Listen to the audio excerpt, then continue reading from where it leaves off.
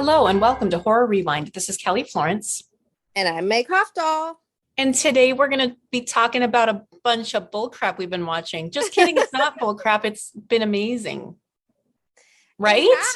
Yes. And we never watch anything crappy. We never would watch anything crappy. I'm cuddled up with Cookie right now. The fire's going. I love watching TV and movies in this season when it's all cold outside.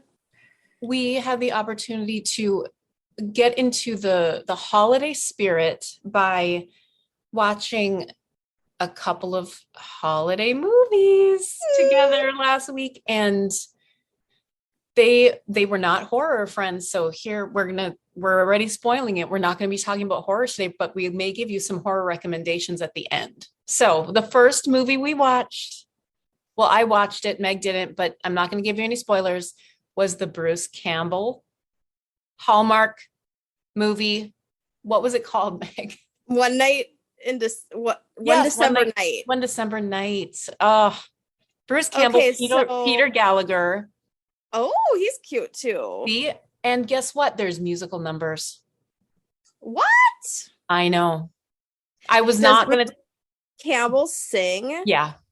Kelly. I told Mark, I'm like, if this is the direction I think it's going, I'm going to crap myself. You see, I'm refraining from swearing. Yeah, you said too early in the day, I guess. Crap. There are no kids around, so you can let it fly. But can I say whatever the hell I want? Yeah. So I didn't realize Bruce sang in this. Just you wait. And I saw a lot of horror people on Twitter. They were like live tweeting it, and they all freaking loved it too. So I know I can't wait. I wish not in the minority. I wish I've seen it already. Well, next time you come up, it's on my DVR. Okay, good, because I need to see it. And now, is there like one? Obviously, there has to be a love story. Are there any like side love stories, or is it just the one love story? There's always peripheral things going on. That's the great thing about Hallmark Christmas movies.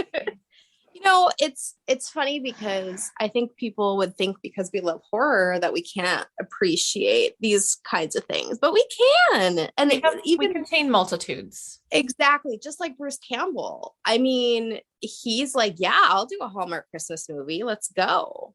And it was super cute. And I know that a lot of them are cliche or whatever, but sometimes you just need that comfort food and that roaring fire and that holiday spirit. You do. It's okay.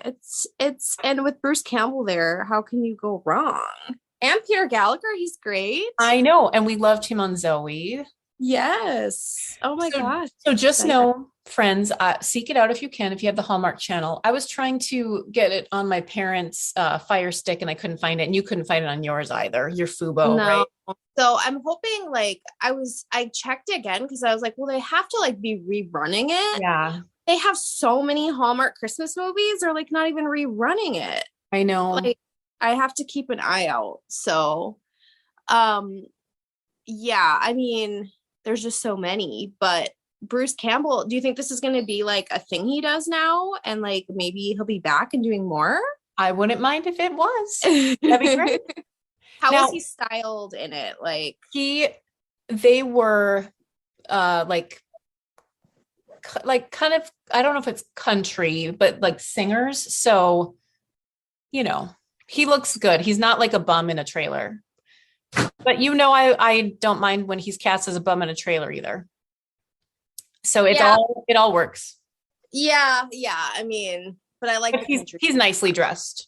Okay, that's good. That's good. Now, speaking of another holiday movie that has a horror connection, we watched, and Meg, you better reveal it because you're already going. Okay, it was called A Castle for Christmas. And it was directed by horror icon Mary Lambert, who directed Pet Sematary. She's a queen. Yes. And I thought it was so cool that she directed this. It's starring Brooke Shields and Carrie Elwes. If anyone's listened to the podcast, or if you know Meg at all, you know that this was a monumental moment in her life. I can't even say his name without like giggling Yeah. and blushing. So Carrie Elwes has a Scottish accent in this. He wears a kilt at the end. There's a dance He- number and a musical number. Yeah. He looks good with a T at the Mhm. end.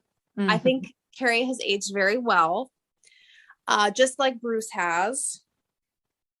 And it's basically my dream. She's a writer, and she's such a successful writer. She has money to buy a Scottish castle. Just like Weekend. Just Yeah.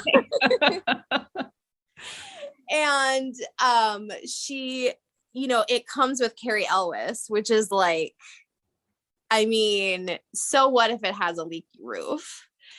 And they fall in love, but I love, it's the trope of that they hate each other at first. I love that. That's like my favorite trope. So good. It was so cute. Oh. And I loved all the friends, like the knitting club. Yes, the knitting club. And I mean, obviously it's cheesy friends. Like, I mean, they all are cheesy, but cheesy can be good sometimes. Like, there's nothing Yeah. wrong with it. Like, just love it. And oh my gosh, like the settings obviously were amazing.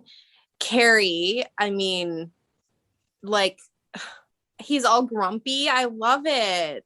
And of course, like, she doesn't know that he's the Duke, and like, and then, he's like, yeah, I'm the Duke. And oh my God, it was just like so cheesy and wonderful. And also, I like that it was a love story between people who aren't 25. Exactly. I appreciate that too. And speaking of aging, you can tell that they're not Botoxed up. Like, they look like real people. Unlike some of the, Yeah. I guess reality shows we watch, where Yeah. people that age, you can't even tell. Like Real Housewives. Yeah. Yeah. I mean, they look good. I mean, obviously they, have good lighting and stuff in this movie. And they're getting all the help, but they look real and they look good. And like Carrie, I just want to buy a Scottish castle and write in the library and have Carrie come in and like bring me hot cocoa. I know. Okay. And we said, like, one of the sexiest moments caught on film was he was reading her book. Well, he read all of her books. Like, yeah, he was reading her books and like appreciating, even though at first he was like, whatever about them. And then he's like, oh, wait, this is amazing. And then I think he like quoted her own book or something. wow. Dreamy. Oh, and the dog was so cute. And the dog like shipped them, and the dog kept like together. I mean, yes, it's cheesy, okay, but I love it. This one, I'm that probably one's gonna watch it again. Yeah, no, I will too. That one was on Netflix and super adorable. Speaking of Netflix, another thing we watched while we were together was the new musical Tick Tick Boom. Well, it's not a new musical, but it's, new to film, directed by Lin-Manuel Miranda, starring the incomparable Andrew Garfield. It was so freaking adorable. And then the very next day, or was it that was the same day we watched it. Yeah. Stephen Sondheim died. So yeah, that was strange. We had just watched Bradley Whitford be him in the movie, right? Did I get the actor's name right? Yeah. And no, I really love that movie. I thought it was amazing. I know that you in particular have like this really special connection with musicals and Broadway, and really like you have taught me to love them. I didn't really grow up, like, I loved Annie, the movie, but like I didn't grow up really appreciating those things or knowing about them. And so I love that through you, I've been able to learn so much about it. And this was just a great example of somebody I had no idea, like I did not know his life story at all. And how you can just be, again, here comes the cheese, folks, but you can be touched by someone's life that I hadn't even heard of until I started watching the movie, And I just think, obviously it has a lot of messages, but the biggest message is that you should pursue your dreams no matter what they look like, at what level. And if that means taking care of yourself and taking a job where you're going to feel comfortable in your life, Yeah. or pursuing your dreams on a smaller scale so that you can be comfortable in your life, or going big so that you don't lose your spark. Like all of Yeah. those are valid. And I love that. Yeah. Yeah. Like we can't judge others. We can only do what we can, and what we want to do and how that fits in our life. I saw this guy on TikTok last night talking about he's like a counselor, and he was saying that the dumbest thing he sees parents say to kids is when the kid like tells them like this is my dream or I want to try doing this. They say you can't make money doing that. The Yeah. parents say that. And he's like, that's the dumbest thing you could possibly say, you know? And I guess that's judgment. But I think that it just, the point is that everyone's got to like find their niche in the world. And like for Jonathan Larson, the star of Tick, Tick, Boom, it's like he, or, you know, the real person, he was willing to sacrifice so much. And like, thank goodness, because he contributed to art. I know. So, Right. that's, keep talking. I have to go let Cookie in. so yeah, at the end of the day, like, I was really moved by it, and I definitely, watched it a few times, and just amazing. And so that reminds me, and I know we already dedicated an entire episode to it, but there are horror musicals that exist. But since we're speaking of holiday things, rewatch or watch again Anna and the Apocalypse, because it's so fun and funny, and it's a horror musical. What else do you need? Right. And it's starring I can't think of her name, but the actress is in Dickinson. Yeah, And I have not watched, apparently there was they released the last season of Dickinson, and it I is haven't the last. watched it yet either. So I need to get my act together. There's so much TV, Kelly. I There's too know. much TV. I'm trying to keep up.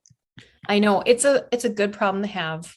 But hey, speaking of which, next week we are going to be talking about some horror TV shows. So I think that's it for today, friends. We're just going to keep it short and sweet.